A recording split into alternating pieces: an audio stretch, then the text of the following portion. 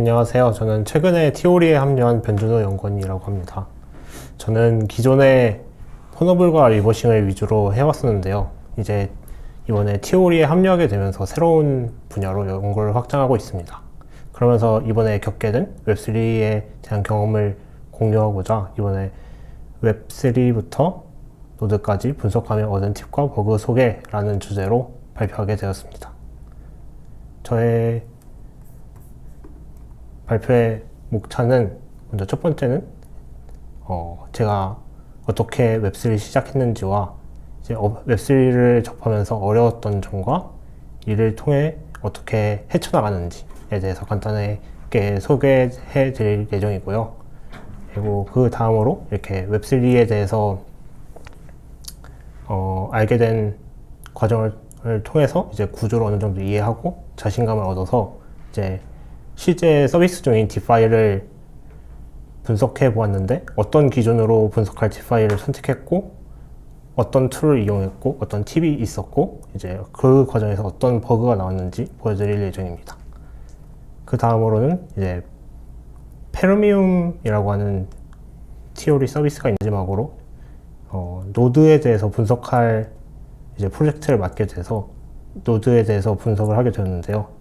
이 노드를 분석하면서 제가 어떤 방향으로 노드를 분석해야 되는지에 대한 방향성 제시 정도로만 짧게 준비해 보았습니다.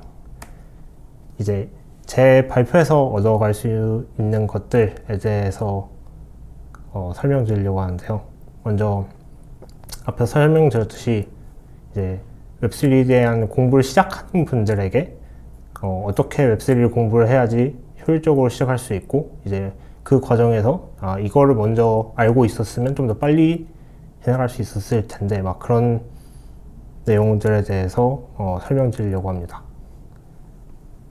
그리고 이제 포스트몰텀을 작성할 때 포스트몰텀을 작성할 일이 많지는 않겠지만 그 과정에서 필요한 도구들과 이제 그 과정이 어떤 식으로 일어나는지에 대해서 설명드리려고 하고요. 이제 노드를 분석할 때 어떤 과정으로 진행되는지와 이 노드를 왜 이해해야 되는지에 대해서 설명드리고자 합니다. 그리고 위의 과정에서 발견된 다양한 버그들에 대해서 얻어가실 수 있을 것 같고요. 이제 마지막으로는 제가 여러 가지를 해오면서 이제 어떤 사고의 흐름으로 이러한 과정을 거쳐오게 됐는지에 대해서 설명드리겠습니다. 네. 먼저 제가 입사하고 나서 처음 맡은 일이 브릿지에 대해서 분석하는 일이었는데요. 이제 제가 입사했을 때는 웹3에 관심은 있었지만 이제 솔리디티의 문법도 모르고 이제 컨트랙트를 디플로이도 한 번도 해본 적이 없는 상태였습니다. 그 상황에서 이제 브릿지를 마주하게 되니까 좀 많은 어려움이 있었는데요. 이제 먼저 가장 크게 느꼈던 거는 이제 여러 군데에서 용어 설명이 많고 이제 처음 해킹했을 때와 다르게 자료가 굉장히 많지만 이 자료들 간의 뎁스의 차이가 엄청나게 많이 나서 오히려 자료가 많은데 어렵게 이 뎁스가 다르다 보니까 이제 로드맵이 없고 그러다 보니 어려움을 느끼게 되었습니다. 그래서 생각보다 공부하는데 시간이 오래 걸리게 되었고요. 그리고 이제 처음 시작하다 보니까 아는 게 없으니 이제 이게 제대로 된 자료인지 아닌지에 대해서 많이 헷갈리게 되었습니다. 보통 웹3 자료를 찾아보게 되면 이제 디파이 서비스들에서 자기들의 홍보 목적으로 올려놓은 그런 자료들이 꽤 많은데 그런 자료들은 뎁스가 일반인 수준을 타겟으로 하는 뎁스여서 그런 쪽에 시간을 많이 뺏겼던 것 같고요. 이제 그렇게 이해를 하다 보니까 이제 일어났던 취약점이나 포스트몰텀을 보면 단편적으로 이해는 되지만 이제 근본적인 이해는 불가능하고 이제 더 나아가서는 이제 그거에 대한 취약점은 찾을 수 없는 상태가 되어버렸던 것 같습니다. 그리고 이제 브릿지 같은 경우에는 이제 블록체인의 전체적인 생태계를 이해를 해야지 그 브릿지라는 서비스를 이해를 할 수 있는데, 이제 그거에 대한 부재가 있어서 이제 브릿지를 이해하는데 어려움이 있었고, 이제 결국 든 생각이 이제 급할수록 돌아가자라는 생각이 들어서 웹3의 기초부터 이제 찾아보게 되었는데요. 이제 웹3도 제가 느꼈을 때는 해킹을 처음 공부했을 때 이제 정말 자료도 없고 이제 교육 플랫폼도 없었는데, 웹3는 이제 어느 정도 그게 있겠다 싶어서 먼저 찾아본 게 웹3 교육 플랫폼이었습니다. 그래서 실제로 제가 이걸 $77를 내고 이 교육 플랫폼을 사용해 봤는데요. 사실 이 교육 플랫폼을 사용하면서 느낀 점이, 사실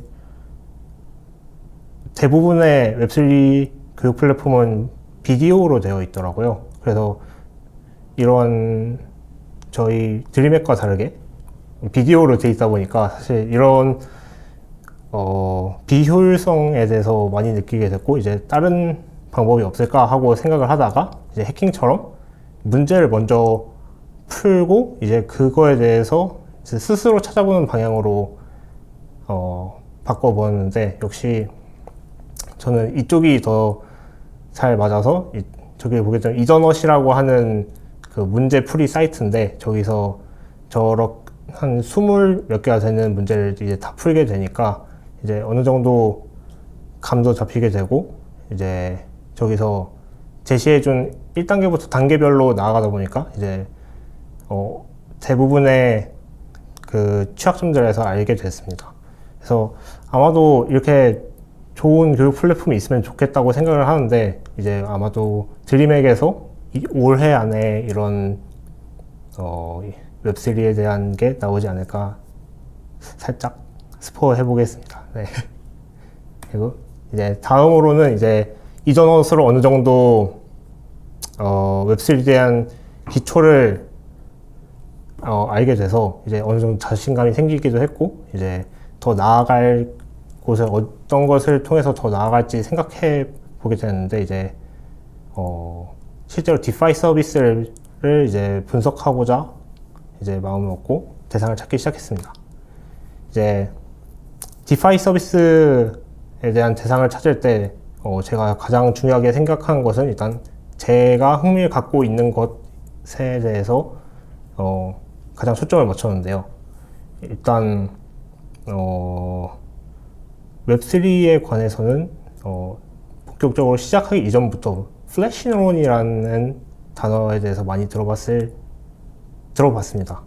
그래서 이 플래시론이라는 게 사실 실제 마켓에서는 무담보 대출이라는 게 사실 일어날 수 없는 일이기 때문에 말이 안 된다고 느껴서 사실 이러한 플래시론에 대해서 흥미를 갖고 있었고, 이제 대상을 선택할 때 가장 우선순위가 됐던 거는 이 플래시론이 있는 서비스를 분석하자였고요. 이제 대부분의 툴들이 이더리움 베이스로 개발이 돼 있다 보니까 제가 분석하는 서비스도 이더리움 베이스였으면 좋겠다고 생각을 했고, 이제 상위권 서비스는 당연하게도 많은 검증을 거친 서비스다 보니까 이러한 서비스를 볼수록 좀 더 배우는 게 많아질 것 같다고 생각을 하여 이제 이러한 서비스를 선택을 했고, 그렇게 해서 선택된 서비스가 이제 밸런서라는 서비스였습니다. 이런 밸런서는 일단 제가 원했던 플래시런이라는 피처를 갖고 있었고, 이제 거기서 좀 더 나아가서 플래시 수압이라고 하는 내부적으로 이제 수압을 여러 개 뭉쳐서 한 트랜잭션 안에 처리를 해주는 수압 서비스를 갖고 있었고요. 그리고 그 서비스를 지원하기 위해서 이제 벌트라는 이제 유닛 수압이나 그런 다른 수압류와 다른 구조를 갖고 있어서 흥미가 있었습니다. 그리고 테스트넷 환경을 제공하는 게 나중에 지나고 보니까 상당히 큰 이점이었다고 생각을 하는데요. 이게 테스트넷이 이제 메인넷에서 테스트를 할 수 없다 보니까 이제 테스트넷에서 내가 생각하는 대로 디플로이를 해보거나 수압을 해보는 등 다양한 시도를 해볼 수 있는 게 정말 큰 도움이 됐고요. 이제 선택한 이후로 이제 완벽히 오픈 소스로 되어 있고, 이제 마지막으로 이 밸런스에 대한 독스가 상당히 잘 돼 있었습니다. 그래서 이걸 분석하고자 마음을 먹고 이제 열심히 분석하려고 하는데, 이제 열심히 분석하려면 어떻게 해야 되는지에 대해서 말해보려고 하는데요.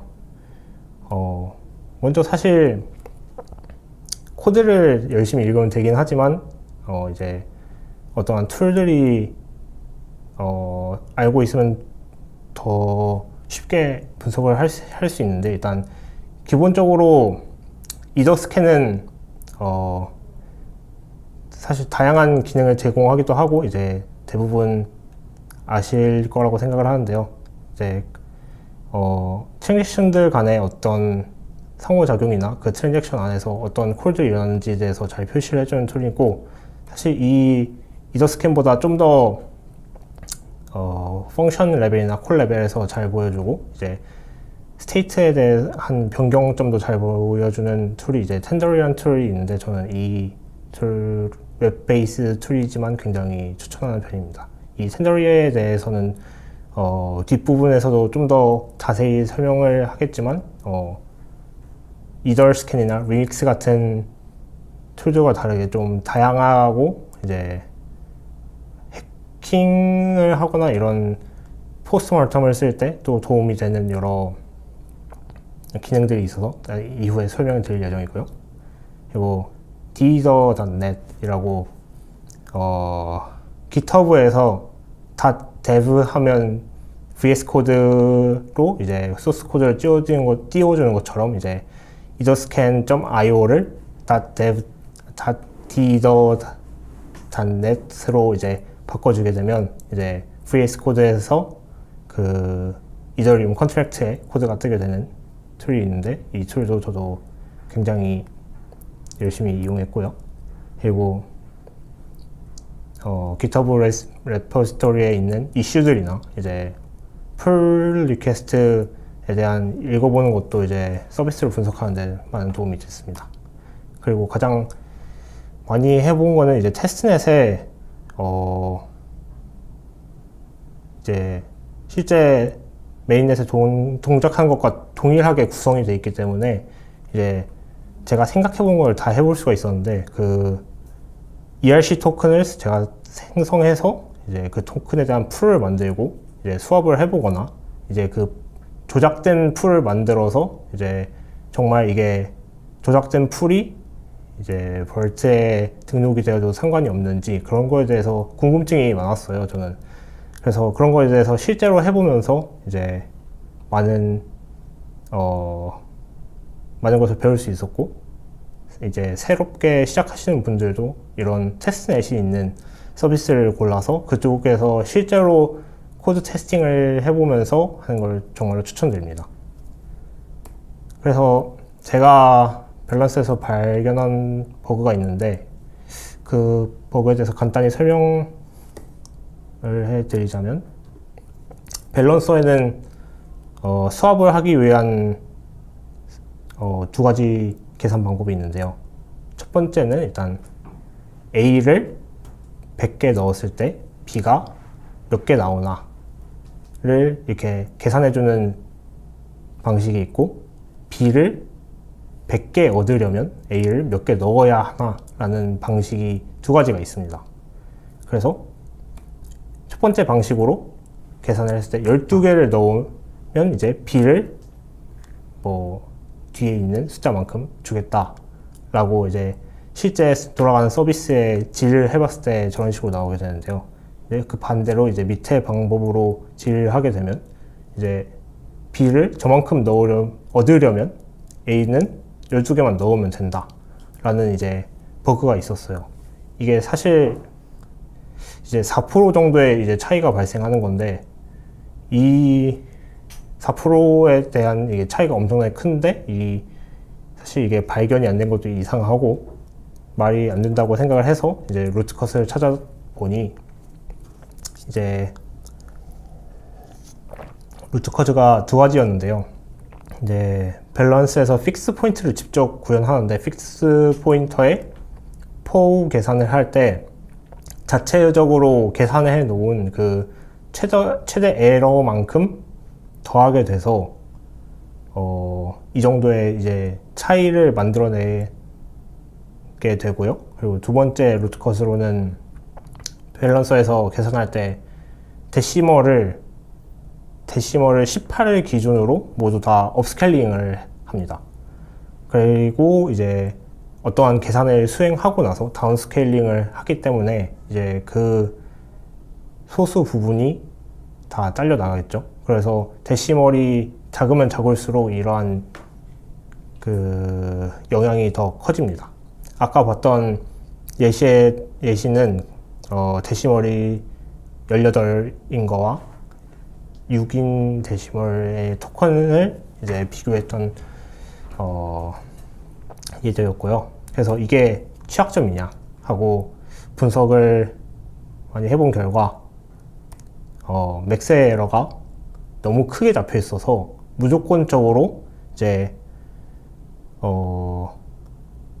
일반적으로 우리가 계산했을 때 세워놨던 그 식보다 무조건 작게 나오기 때문에 이게 사실상 악용할 수가 없는 버그였고요. 이제 오차는 이제 그리고 정해져 있기 때문에 이제 값이 점점 커질수록 이 영향도는 점점 줄어들고 이 영향도가 줄어들기 때문에 사실상 데시멀이 굉장히 작으면서 밸류가 굉장히 큰 토큰이 있지 않은 이상 이러한 취약점이 될 수 없었습니다. 그리고 이 결과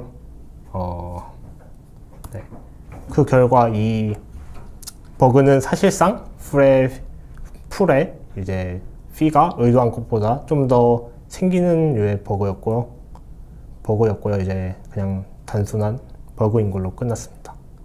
하지만 여기서 포기하지 않고 이제 혹시 밸런스에 있을 수 있는 다른 취약점을 찾아보려고 했는데요. 이제 제가 봤을 때는 이제 밸런서 내부에서는 취약점을 못 찾았기 때문에 이제 어떤 포스트모르텀 읽던 중에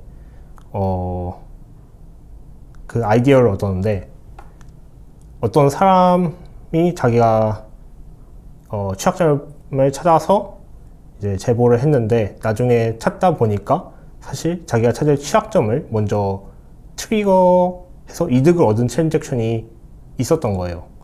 근데 그 사람이 그걸 인지를 못하고 이제 악용은 안 했던 사례가 있었다고 이제 어떤 포스트모르텀에서 보게 됐는데, 그래서 이러한 경우가 밸런서에도 있지 않을까라는 생각을 하게 돼서 이에 대해서 찾아보게 됐는데요. 제가 타겟으로 했던 펑션은 일단 플래시론이었습니다. 밸런서의 플래시론은 어떤 식으로 돌아가는지 간단히 설명드리자면, 일단 사용자가 토큰 어드레스와 어마운트를 넣게 되면 그거에 대해서 일단 요청한 사용자한테 무조건적으로 일단 토큰을 그만큼 주게 됩니다.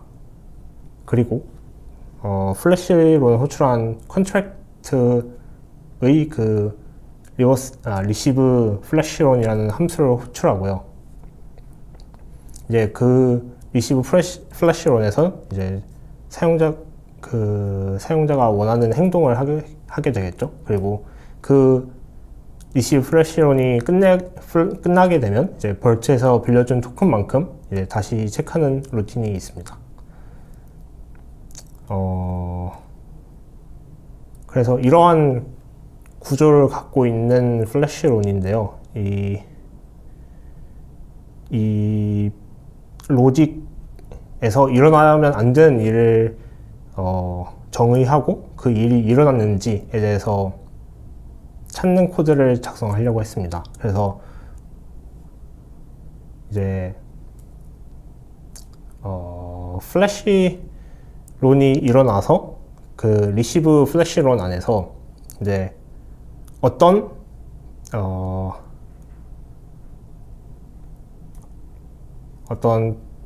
다른 컨트랙트 또는 어떤 무언가를 했을 때 이제 제출이 상환이 되지만 이제 그 컨트랙트에 무언가 기록되면 이제 그게 취약점으로 이어지지 않을까라는 생각을 했고요.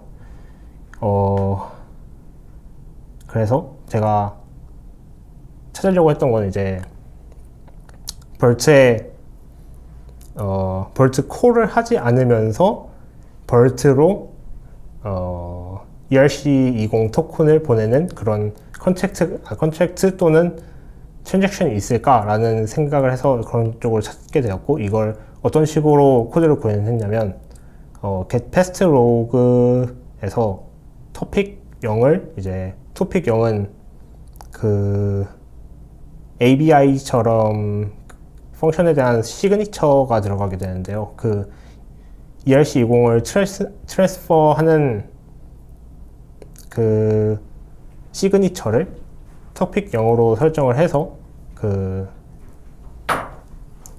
필터링을 하였고, 이제 그 과거 트랜잭션 중에 to 어드레스가 밸런서의 벌트인 트랜잭션을 찾고, 이제 그 찾아진 트랜잭션에 대해서 트레이스 트랜잭션을 사용해서 직접적으로 밸런서 벌트를 콜을 한 적 없는 TX를 이제 다시 필터링 했습니다.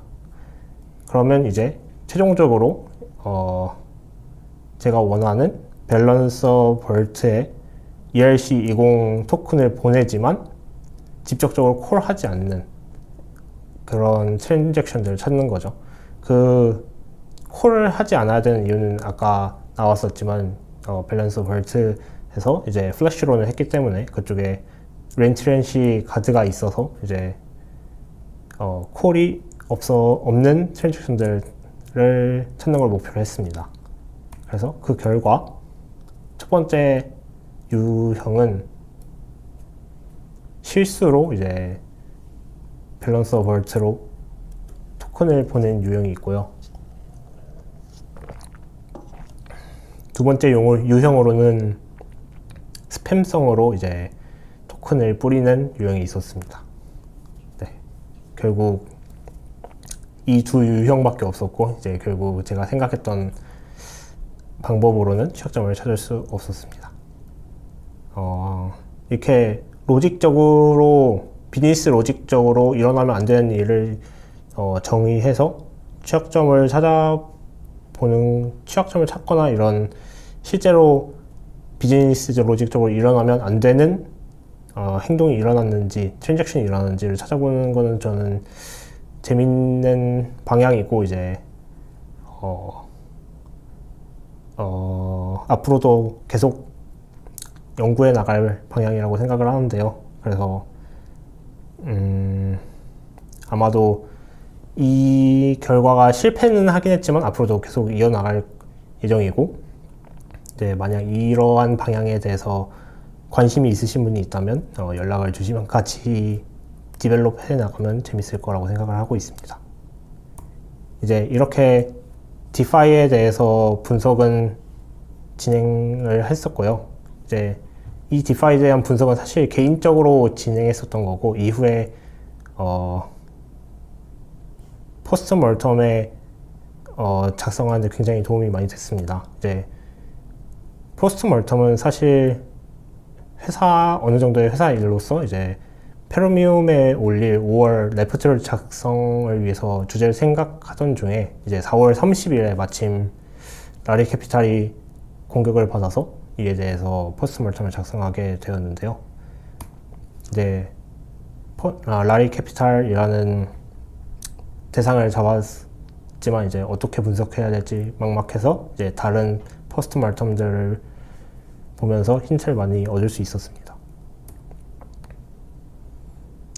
포스트 멀텀을 분석하면서 의외로 가장 많이 쓰고 도움이 된 도구가 블록색의 저런 트랜잭션 시각화 도구인데요. 왼쪽에 보시면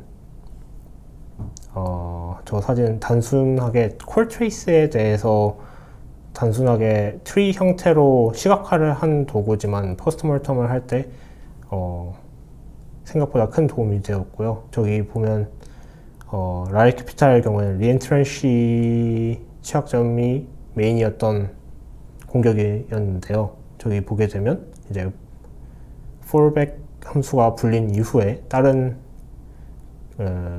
풀에 대해서 이제 펑션이 콜되게 된 게 이제 보이는 저런 시각화 도구였고요. 이제 그 이외에도 전체적인 밸런스 그 ERC20에 대한 토큰이 어떻게 움직였는지 그 캐시 플로우를 이제 시각화해서 보여주는 기능도 있었습니다. 그리고 이제 포스트모텀 어택을 진행한 실제 그 컨트랙트를 분석하기 위해서 이제 JEB나 DDDub이라고 부르나요? 저 툴을 사용해서 디컴파일을 해서 그 컨트랙트를 분석을 했는데요. 이제 저기서 보여주고 있는 디컴파일은 제가 분석했던 라리 캐피탈에 대한 디컴파일인데, 여기서는 왼쪽에 JEB가 좀 더 좋은 결과를 보여주지만 제 경험상 이제 오른쪽에 있는 툴도 좋은 JEB보다 좀 더 사람이 읽기 쉬운 방향으로 보여주는 경우도 많아서 사실 둘 다 분석할 때 많이 참고했던 것 같습니다. 이제 분석을 전부 수행하고 이제 실제로 공격이 일어났던 걸 그대로 카피해서 이제 POC를 만들고 이제 실제로 이 POC가 돌아가는지 확인하기 위해서 테스팅을 해야 되는데, 이 테스팅을 진행할 때 메인넷을 포크해서 테스트하는 형태로 진행했습니다. 그러면 이제 왜 메인넷을 포크해야 되는지에 대해서 의문이 생길 수 있는데요. 일단 실제 메인넷에서 테스트를 하면 실제로 이더리움이 들고, 만약 내가 의도치 않았지만 공격이 실제로 성공을 한다면 이제 잡혀가게 되겠죠. 네, 그렇고요. 이제 포스트모텀은 특성상 이제 이미 메인넷에서 벌어진 사건에 대해서 이제 분석을 하는 거기 때문에 메인넷에서는 이제 더 이상 그 취약점을 사용할 수 없는 상태가 돼 있습니다. 그렇기 때문에 이제 메인넷을 그 공격이 일어나기 직전 상태로 포크를 해서 진행을 해야 되는 거고요. 이제 네, 그래서 네, 그리고 이제 메인넷을 포크하게 되면 공격이 일어난 시점과 완벽히 거의 동일한 상태와 그 값을 가진 상태로 내가 작성한 컨트랙트를 디플로이해서 이제 테스트 해볼 수 있다는 장점도 있습니다.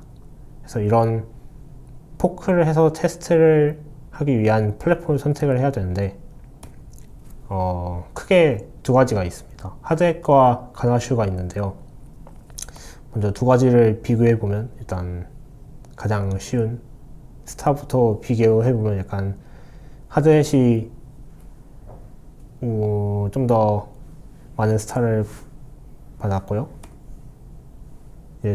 이제 중요한 덕스에 대해서는 이제 하드햇이 덕스가 좀 더 잘 돼 있는 편이고, 가나슈는 리듬이 있는 게 덕스에 대한 전부였고요. 네, 하드햇의 장점, 또 다른 장점은 플러그인을 제공하고 트러플이나 가나슈 또 다른 여러 플랫폼 제품이나 서비스들과 연동을 지원하는 게 장점이라고 볼 수 있고, 이제 디버깅을 하거나 이제 컨트랙트에 대해서 이제 로그를 찍어볼 수 있는 그런 기능을 제공합니다. 반면에 그렇기 때문에 이제 테스팅에 최적화되어 있다고 볼 수 있고요. 이제 가나슈 같은 경우에는 GUI를 제공하고 이제 트러플과 드리즐과 같은 툴들과 연동성이 좋아서 이제 D앱 개발에 어느 정도 최적화되어 있다고 볼 수 있습니다. 그래서 저는 하젯을 선택해서 포스트몰텀을 진행했고요. 이제 뒤쪽에서도 하젯에 대한 설명이 어느 정도 나올 예정입니다. 네, 이렇게 포크를 해서 테스트할 플랫폼을 선택을 했으면 이제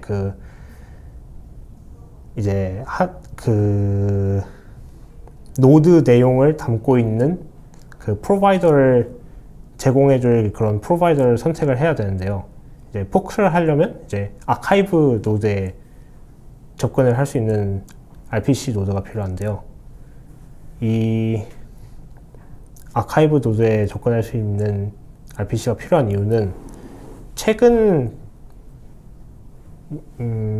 블록에 대해서는 풀로드도 어느 정도 보관을 하고 있지만 어느 정도 기간이 좀 많이 지난 블록 정보에 대해서는 기억하고 있지 않기 때문에 그 아카이브 노드가 필요하고요.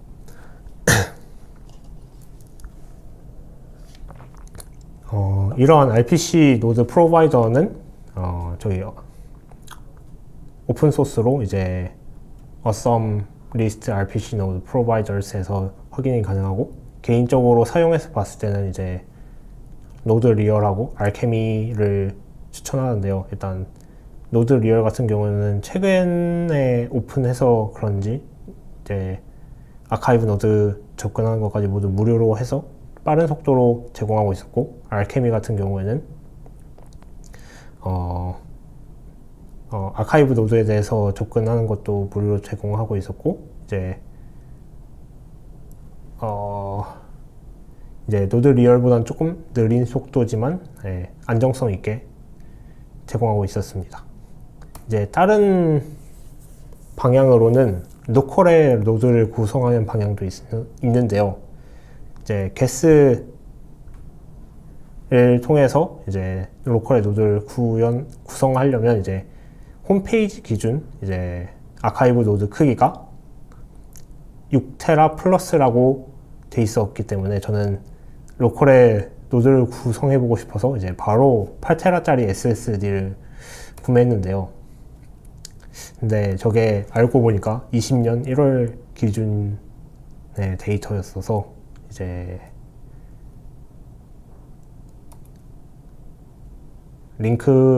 저 밑에 있는 링크가 이제 현재 아카이브 노드의 크기를 보여주는 링크인데요.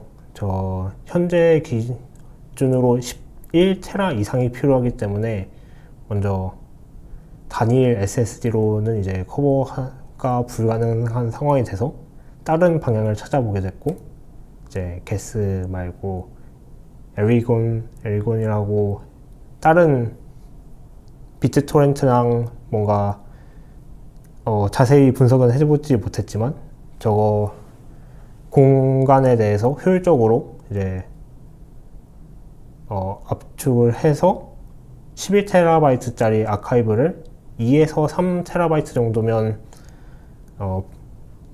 아카이브 노드를 구성할 수 있는 저런 소프트웨어를 제공하고 있었고, 그래서 혹시라도 아카이브 로컬 노드를 구성하고 싶은 분이 있으시다면 4TB SSD에 이제 1000K IOPS를 가진 SSD를 이제 구성하는 걸 추천드립니다.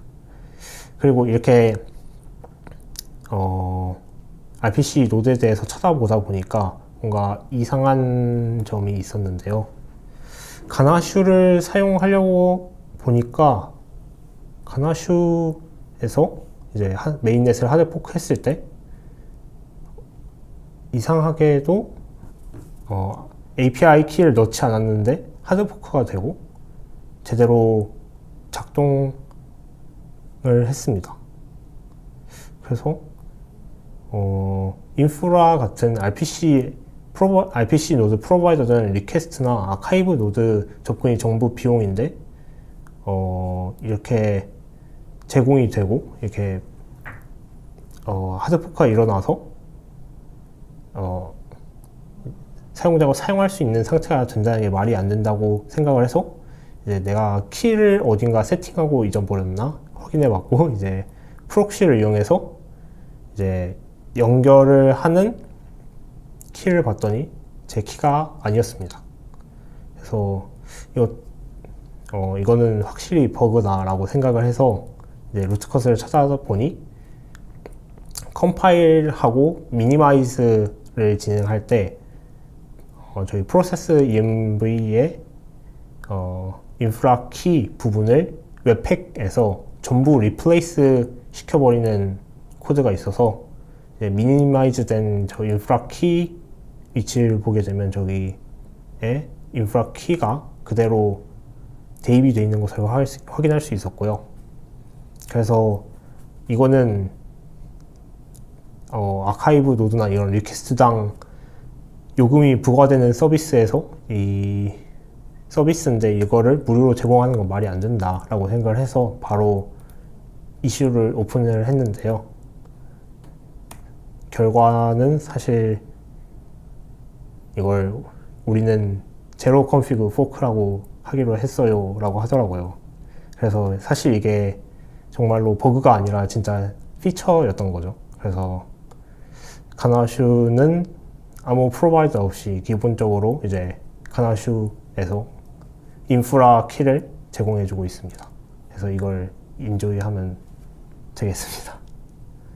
네, 이렇게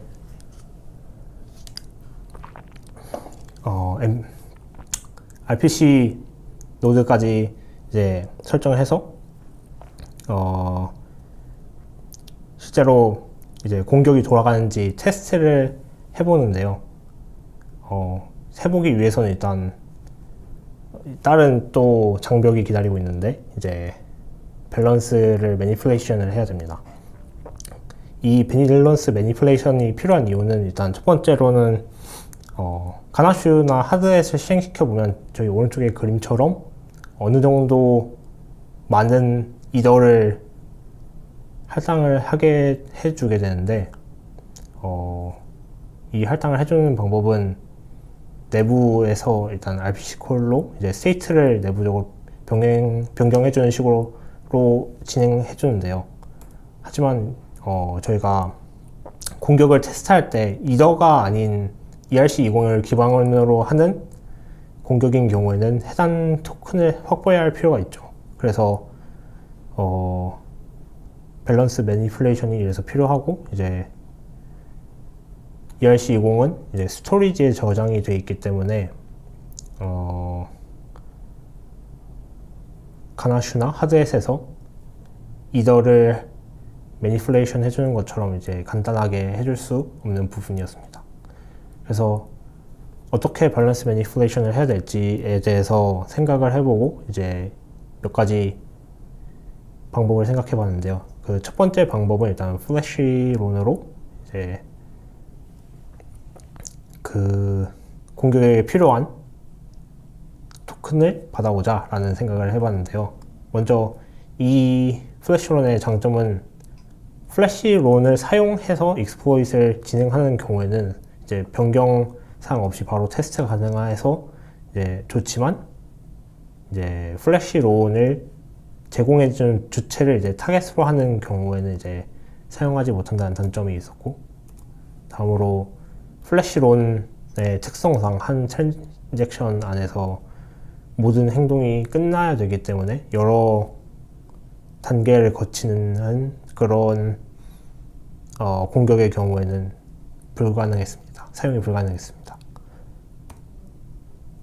그리고 플래시론을 제공하는 그 서비스에서 제가 원하는 토큰의 그 플래시론이 사용이 불가능할 수도 있고, 이제 이로 인해서 플래시론을 사용하게 되면 이제 공격 컨트랙트의 복잡도가 올라가는 단점이 있고요.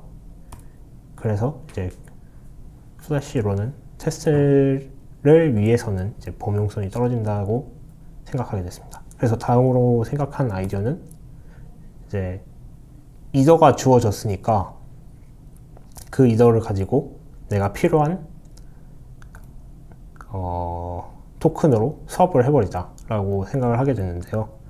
이제 실제로도 이제 토네이도 캐시 같은 데서 이더를 갖고 와서 스왑을 해서 공격을 하는 경우가 많기 때문에 사실 현실적인 이제 방법이기도 합니다. 하지만 이제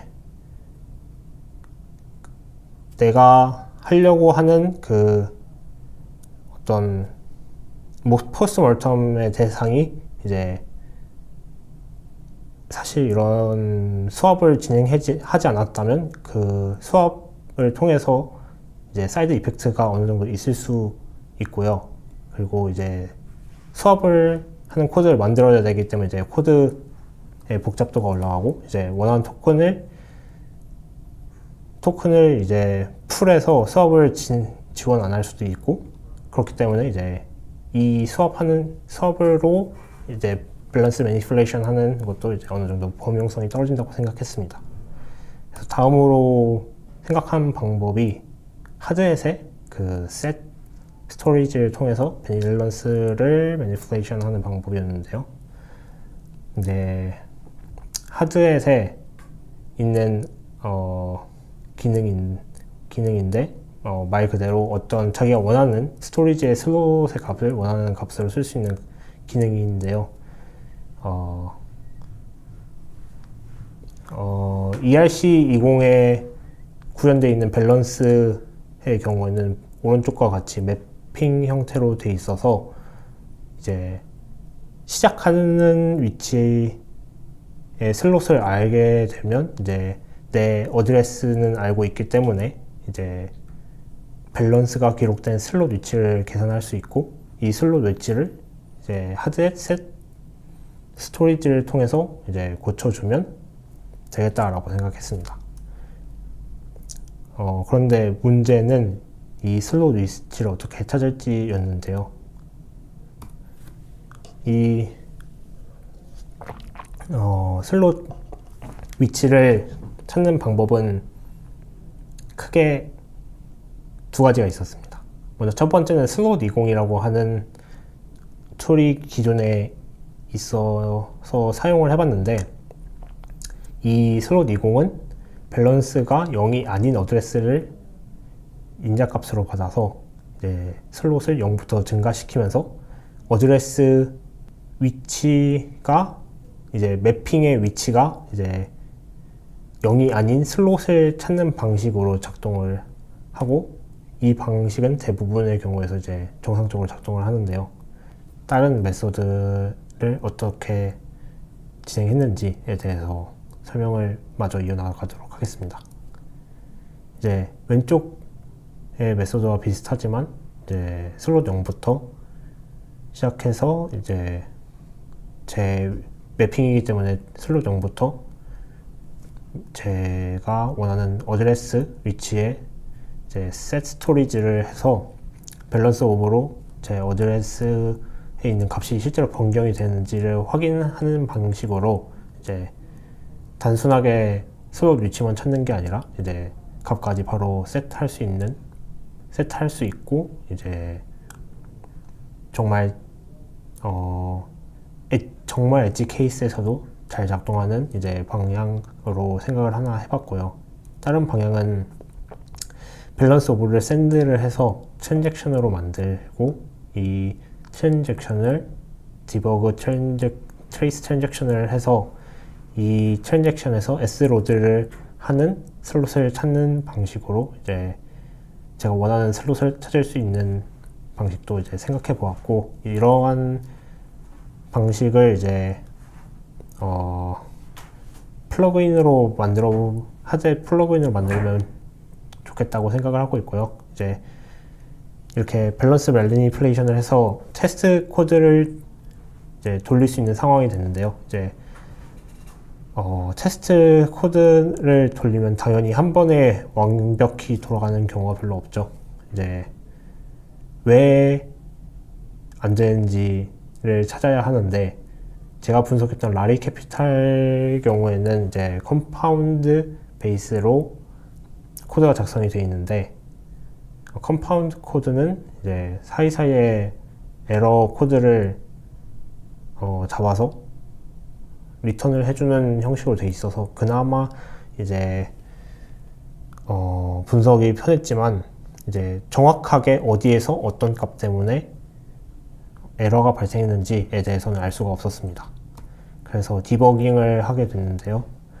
이제 제가 처음에 입문했을 때도 가장 어려웠던 게 스마트 컨트랙트에서 어떻게 디버깅을 할지 몰라서 기존의 푸너블과 리버싱과는 이제 다른 환경 때문에 좀 어려움이 많았었는데 스마트 컨트랙트에서 디버깅을 하는 방법은 이제 몇 가지 있는데 그 중에 하나는 디버거 트레이스 트랜잭션을 쓰는 겁니다. 디버거 트레이스 트랜잭션의 경우에는 이제 OP 코드 단위로 가스, 메모리, 스택, 슬롯에 있는 내용을 출력을 해주는데요. 이 내용을 한 줄 한 줄 읽으면서 초반에는 그런 식으로 디버깅을 진행을 했었고요. 이제 게스에서 제공하는 기능 중에 하나가 그 트레이스 트랜잭션에 JS 엔진을 붙여가지고 이제 트레이서를 제공을 하는데 그 여러 가지가 있고 그 중에 하나가 이제 콜 트레이서고 이제 제가 원하는 커스텀한 JS 코드도 넣어서 이제 제가 원하는 값만 뽑아올 수도 있는 기능을 게스에서 제공하고 있습니다. 하지만 여기서 드는 생각이 이제 좀 더 이 데이터를 잘 가공해서 보여주는 툴이 있지 않을까라는 생각을 하게 됐고요. 그러다가 찾아보게 된 게 이제 리믹스였습니다. 리믹스의 경우에는 이전에 이더넛을 사용할 때 이더넛을 통해서 이제 공부할 때 많이 죄송합니다. 이더넛을 공부할 때 많이 사용을 했었는데 거기서 옵코드 단위로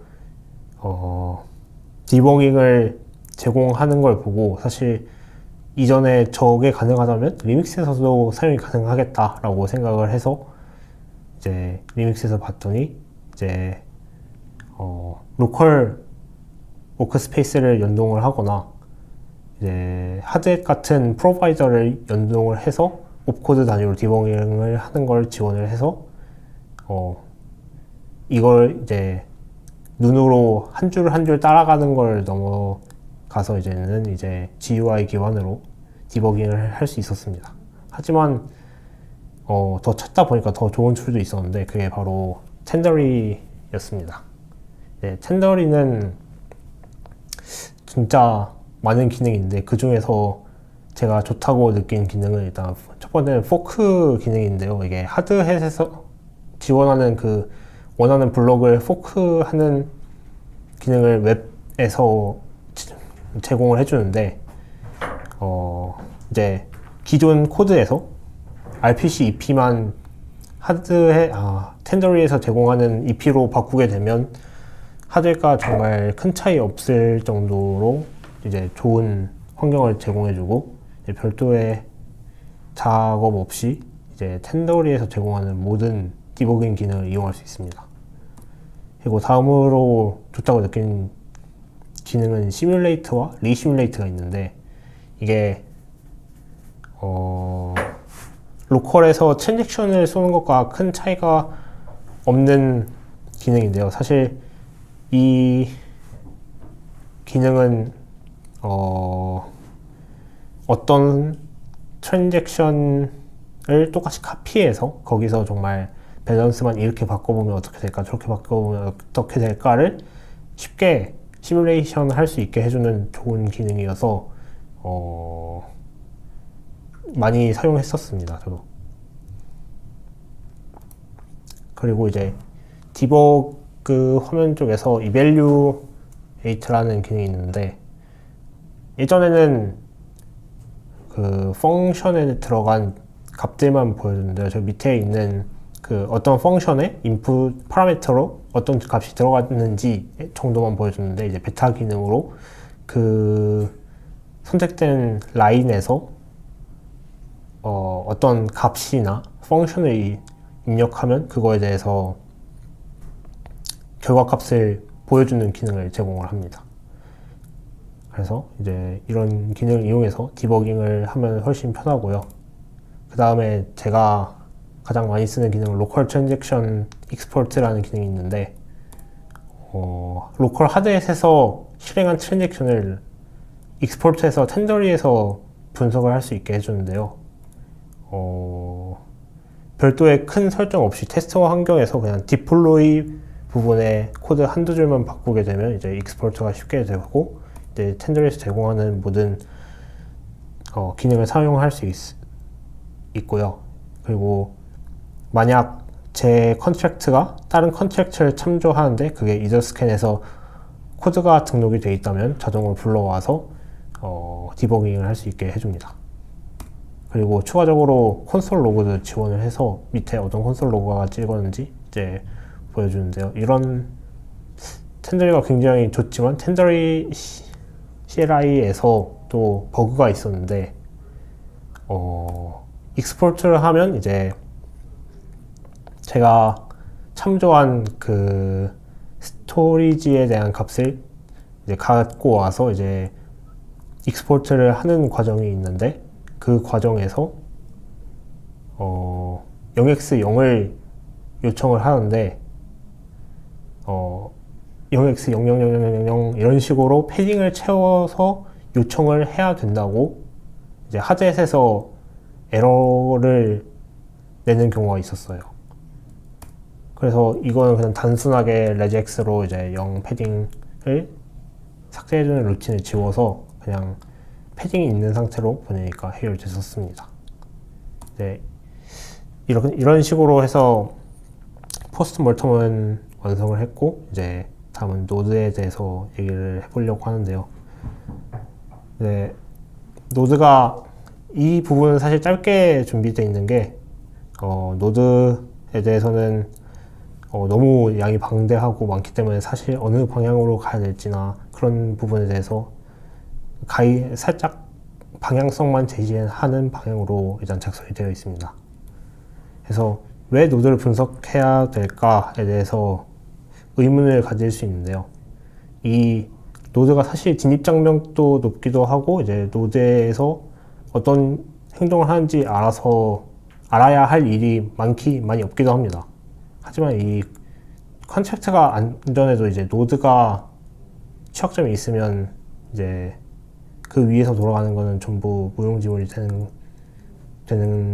거기 때문에 이제 실제로 노드가 어떻게 돌아가는지에 대해서 의문이 갖고 있지만 좀 어느 정도 엄두가 안 나시는 분들을 위해서 좀 흥미 위주의 이제 탑다운 식으로 어떤 걸 분석하면 좋을지에 대해서 한 가지 준비했고 이제 기초부터 탄탄히 쌓는 방향의 이제 연구를 좋아하시는 분들을 위해서 이제 바텀업 방식으로 어떤 식으로 공부하면 좋을지에 대해서 방향을 제시해 드리도록 하겠습니다. 네. 그래서 첫 번째 방향성은 그 탑다운으로 접근을 할 때 저는 플래시본을 이제 포스트 몰텀 할 때 많이 보게 됐는데요. 이 플래시봇이 익스플로잇을 하거나 MEB를 할 때 그 멤풀에 내 트랜잭션이 노출되지 않게 해주고 이제 MEB를 할 때는 번들 단위로 자기가 원하는 오더링을 맞춰서 이제 트랜잭션을 만들 수 있게 해주는 역할을 하는데 이게 게스 코드를 변형한 노드를 이제 운영자들이 돌려서 이러한 기능을 제공하는 그런 서비스였습니다. 그래서 노드를 분석하고 싶은데 일단 어떤 타겟으로 분석해야 될지나 일단 흥미가 안 생긴다 하시는 분들은 플래시봇을 분석해 보시면 흥미가 생기지 않을까 생각합니다. 그래서 이런 플래시봇을 분석하려면 이제 코드가 커서 분석하기가 힘든데 쉽게 분석하는 방법은 제가 생각하기에는 일단 대부분 아실 수도 있지만 GitHub에서 리베이스를 해가지고 코드를 이제 이전 그 git 상태를 이전 상태로 돌리면 이제 체인지된 파일들만 남기 때문에 이제 IDE를 통해서 쉽게 바뀐 부분만 캐치내기가 편한 방식이 있어서 이 방식을 통해서 이제 분석을 하면 노드에서 플래시봇이 어디를 바꿔서 이러한 일을 할 수 있게 됐는지에 대해서 쉽게 볼 수 있을 거라고 생각합니다. 네, 그 다음은 바텀업 방식에 대해서 설명을 해드리자면 이제 이클립스 어택을 보시는 걸 추천드리는데요. 이제 이클립스 어택에 대해서는 너무 내용이 방대하고 이제 보면 볼수록 너무 볼 게 많기 때문에 이제 전부 이제 소개해드리기는 어렵고 이제 대표적으로 카데미아 이제 알고리즘이나 이제 P2P가 어떻게 돌아가는지 블록 프로파게이션이 어떻게 돌아가는지에 대해서 이제 보게 되면 공부할 게 정말 많긴 하지만 이제 갖고 있던 의문이 풀려가는 그런 재미로 하면 좋고 이제 논문은 이제 저 링크가 되어 있는 논문을 기반으로 분석을 하면 되고 이제 게스에 대해서 정말 코드 단위로 분석한 자료가 많은데 읽기가 힘든데 저기 무려 2개나 있더라고요. 그 하나는 중국어로 작성이 되어 있지만 정말 상세하게 적혀 있어서 굉장히 추천드리고 두 번째 링크는 영어로 작성되어 있어서 좀 편하게 읽기 좋으실 거라고 생각을 합니다. 제 발표는 여기까지이고요. 그래서 이만 마치도록 하겠습니다. 정말 들어주셔서 감사합니다.